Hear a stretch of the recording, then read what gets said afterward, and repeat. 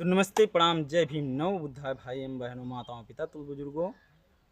प्यारी प्यारी भाभीओं, नन्हे मुन्ने बच्चों, आप सबके सिर चरण में सादर प्रणाम करता हूं। मैं राजेश सूर्या सुल्तानपुर आप सभी का तहे दिल से स्वागत एवं अभिनंदन वंदन करता हूं। आप सब कैसे कमेंट करके बताइए। वीडियो पूरा देखिए, लाइक शेयर प्यारा प्यारा कमेंट कीजिए, अपने सिपाही भाई का सपोर्ट कीजिए।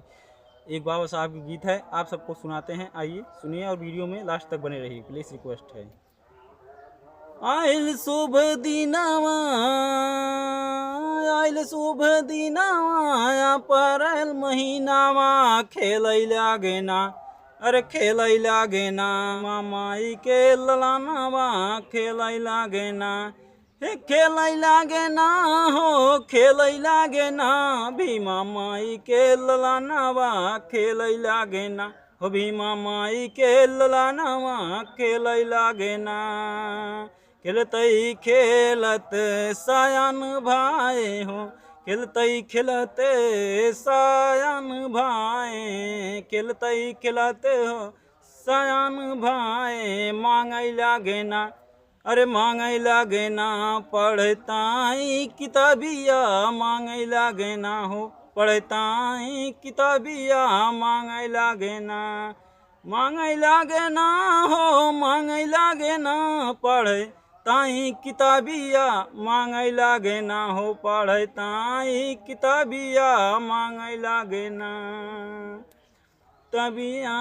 नहीं पावे जब किताबिया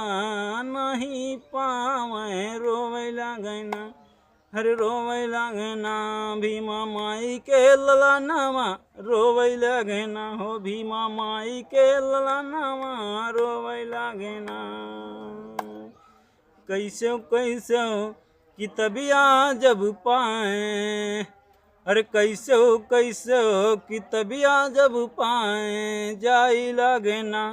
अरे जाई लागे ना, पाठशाला पढ़ैया कर जाई लागे ना, हो पाठशाला पढ़ैया कर जाई लागे ना,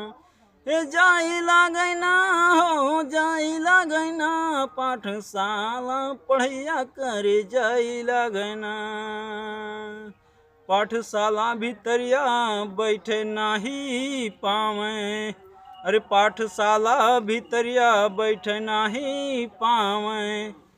अरे मास्टर वैले छड़ियवा खेदै लागे ना, हो खेदै बाबा पाठशाला बहेरावा भागै लागे ना, हो बाबा पाठशाला बहेरावा भागै लागे ना, आई के बहेरवा से छुप छुप के कहें पढ़ैया, आई के बहेरवा से छुप छुप के कहें पढ़ैया, अरे पढ़ैया कई के, अरे पढ़ैया कई के डिग्री हासिल कहना, अरे पढ़ैया कई के डिग्री हासिल कहना, जय के देश विदेशवा बाबा पढ़े लागे ना, हो जाय के देश विदेशवा बाबा पढ़े लागे ना, हे पढ़े लागे ना, हो पढ़े लागे ना, जाय के देश विदेशवा बाबा पढ़े लागे ना, हो जाय के देश विदेशवा बाबा पढ़े लागे ना, पढ़ते पढ़त, अरे पढ़ते पढ़त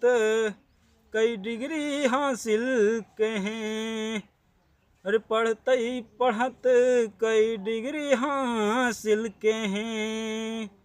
अरे डिग्री हासिल कई के लिखै लागे ना,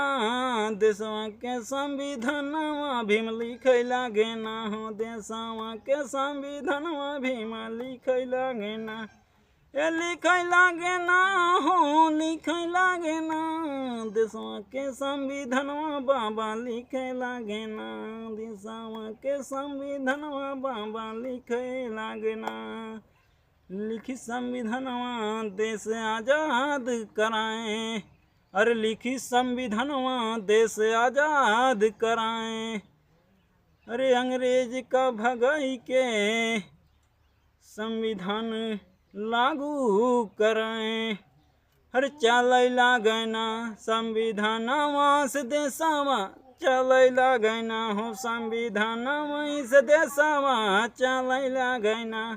हे चालै लगना हो चालै लगना संविधानवा से देशवा, चालै लगना हो संविधानवा से देशवा।